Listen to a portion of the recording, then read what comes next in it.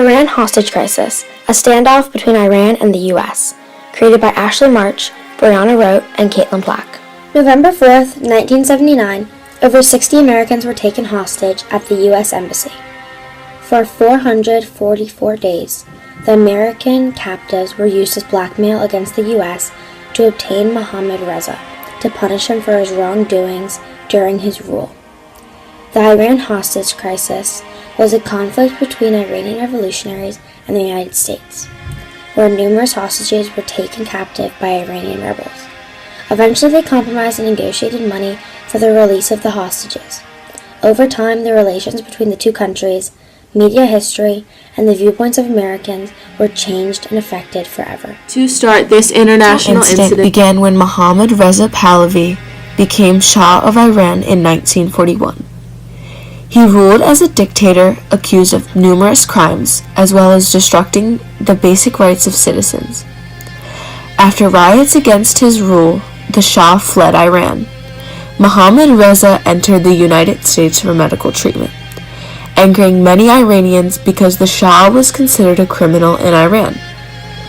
When he left, Ayatollah Ruhollah Khomeini, a religious leader and politician, became the supreme leader. Iranian rebels were angered at the fact. Jimmy Carter, the U.S. president at the time, would not give up the Shah, because he knew if the Shah returned to Iran, the revolutionaries would kill him. On November 4th, hundreds of revolutionaries took over the U.S. Embassy and took 63 embassy workers hostage, with the support of Ayatollah Ruhollah Khomeini. The source of tension between Iran and the U.S. stemmed from an increasingly intense conflict over oil. American corporations controlled the vast majority of Iran's petroleum supply. This is important because without Iran trading the U.S. oil, they were left dry. To ensure oil trade with Iran in the future, the hostage crisis became one of President Carter's foremost priorities. In April of 1980, Carter became frustrated with the slow-moving pace of diplomacy, meaning he tried negotiating, and started planning a risky rescue operation called Operation Eagle Claw. A severe sandstorm took place the day of the rescue mission, resulting in 8 servicemen casualties, and Operation Eagle Claw was aborted. To further discourage Americans, the hostages were released into small groups across the country. To continue the process, on the day of Ronald Reagan's inauguration, the U.S. freed almost $8 billion in frozen Iranian assets. Algerian intermediaries helped negotiations between the U.S. and Iran to free 52 captives held in the U.S. Embassy in Tehran, Iran. The Iran hostage crisis models this year's NHD topic, conflict and compromise. The conflict is obvious. Iranian revolutionaries seized the U.S. Embassy located in Tehran because they wanted the Shah, a criminal in their country, to be returned. The refusal from the United States led to the revolutionaries taking over 60 hostages for 444 days. Many rescue missions were attempted, but it seemed as only a compromise would solve the conflict and get the hostages back to their homes. The U.S. demanded the hostages be freed. The revolutionaries offered to do so if the United States returned the Shah to Iran, but the United States refused. Mohammad Reza's death on July 27, 1980, settled the dispute whether or not the U.S. should release him to the Iranians. However, the hostages were still being held captive. In September, Iran offered to free the hostages in return for billions of dollars of Iranian assets held in the United States.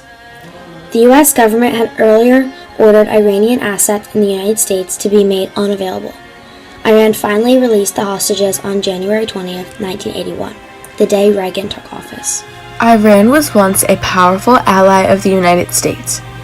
As the Iran hostage crisis began to unfold, the Iranian relations between the U.S. had entered a deep freeze, from which there appeared to be no hope of recovery. President Jimmy Carter immediately declared a national emergency and imposed a trade embargo and a freeze on Iranian assets in the United States, which totaled $8 billion.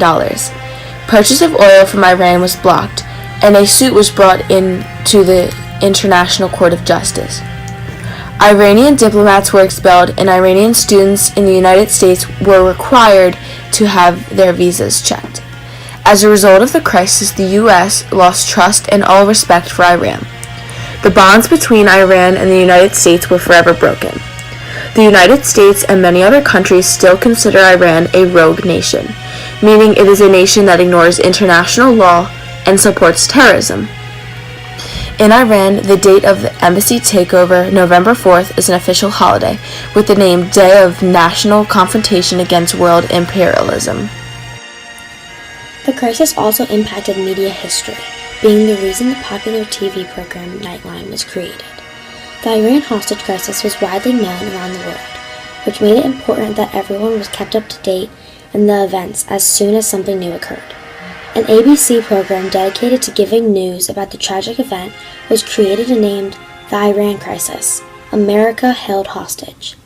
Frank Reynolds anchored the program, which aired on November 8, 1979, 4 days after the U.S. Embassy was seized. Ted Koppel soon became the new host. On March 24, 1980, the 20-minute Monday through Thursday program became permanent and was renamed Nightline. The show started covering topics besides the hostage situation and expanded to a half hour on January 5, 1981. On March 30th, it also began airing on Fridays. The Iran hostage crisis was a big reason why we had the TV program Nightline. The news of these events horrified Americans. They wanted Jimmy Carter to act quickly to get the hostages back and make sure the U.S. wasn't in jeopardy. The slow-moving conflict and the failed attempts frustrated the American public, creating increasing animosity towards President Carter and his administration.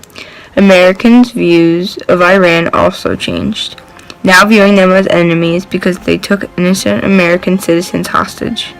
Most of the leaders rising to power and taking control of Iran at the time were Muslim, trying to change Iran to more of a religious country. So this also changed how Americans see Muslims. The Iran hostage crisis demonstrated conflict and compromise greatly.